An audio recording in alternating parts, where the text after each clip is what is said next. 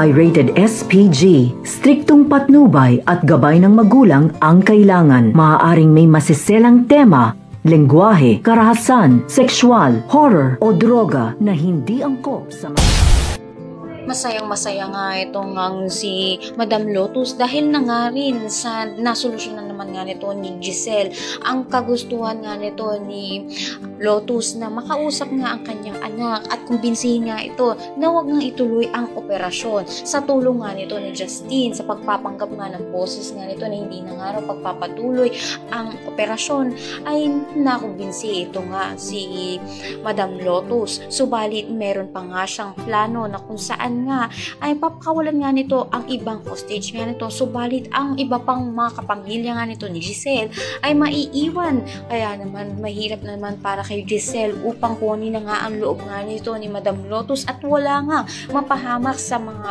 pamilya nga niya, lalong lalo na nga ito man si Annalyn at ito nga si Lynette. Kaya naman pakatutukan nga natin kung ano nga pa ang pinaplano nga nito ni Madam Lotus sa mga pamilya nga nito ni Giselle. Ang lahat na yan abangan natin. Maraming salamat sa inyo.